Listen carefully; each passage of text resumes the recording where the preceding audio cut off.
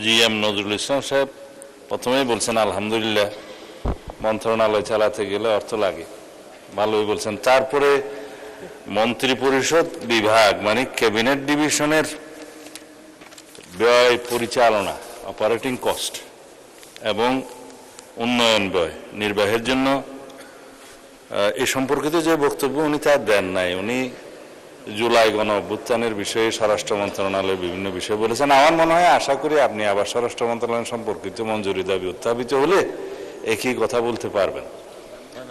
আর অন্য মাননীয় সদস্য যেটা বলেছেন এর মধ্যে কিছু আমি কন্ট্রাডিক্টরি কিছু পাইনি, তবে যেহেতু এটা নীতি অনুমোদন কাট মোশন আর কি, ছাঁটাই প্রস্তাব, বিরোধী দলের সদস্যদের এটা প্রিভিলেজ, এই অনুসারে তারা কিছু বক্তব্য বলতে পারেন, সরকারের নীতি সম্পর্কিত সমালোচনা করতে পারেন, সেটা আমরা ইউর মোস্ট ওয়েলকাম।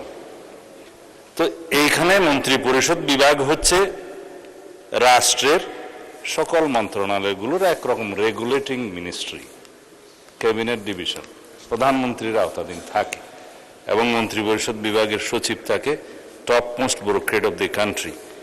এইখানে রেভিনিউ এক্সপেন্ডিচার, অপারেটিং কস্ট এবং উন্নয়ন ব্যয় খুবই কম থাকে মন্ত্রণালয় হিসেবে।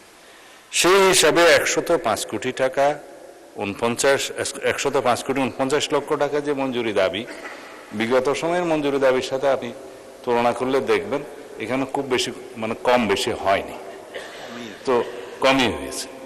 আমাদের রেভিনিউ এক্সপেন্ডিচার যাতে কম হয় সেজন্য মাননীয় প্রধানমন্ত্রীর একটা ইনস্ট্রাকশন আছে, উনি নিজেই সেটা ফলো করেন। হ্যাঁ, ক্যাবিনেট ডিভিশনে যারা চাকরি করছে তারা এখন আগের মতো উন্নত খাদ্য খেতে পারে না। এখন 150 টাকা নামিয়ে এনেছেন। তো এখানে যথেষ্ট কৃচ্ছতা সাধন করা হয়েছে। বরং তারা কাট মোশনের জায়গায় যদি বিল মানে মোশন করতেন এবং প্রতীকী ছাঁটাই করতেন তাহলে সেটা অ্যাপ্রোপ্রিয়েট হতো।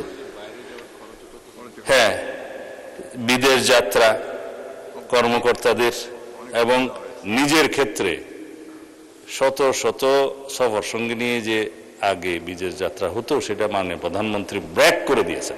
শুধু নেসেসারি 20-25 জন যে সফর সঙ্গী, ব্যুরোক্রেটস, সিকিউরিটি পার্সোনাল সহ, প্রেস উইং সহ, যেগুলো না হলে নয় সেইটুকুতেই বরাদ্দ। এবং তিনি একসাথে দুটো দেশ সফর করার সময় আপনারা দেখছেন মালয়েশিয়া পর্যন্ত যারা সম্পর্কিত ছিল তারা মালয়েশিয়াতে গেছে একদিন আগে, একদিন পরে ফেরত, তারা আর চায়না যায়নি একই ট্যুরে। যারা চায়নার সাথে সম্পর্কিত তারা তারপরে গিয়েছে। এইভাবে কৃচ্ছতা সাধনের মাধ্যমে এই ক্যাবিনেট ডিভিশনের ব্যয় নির্বাহিত হচ্ছে। তো সুতরাং মাননীয় স্পিকার, যে মঞ্জুরি দাবিটা আমি মাননীয় প্রধানমন্ত্রীর পক্ষে উত্থাপন করেছি সেটা মঞ্জুর করার জন্য বিনীত অনুরোধ করছি মহান সংসদে। ধন্যবাদ। ধন্যবাদ মাননীয় মন্ত্রী।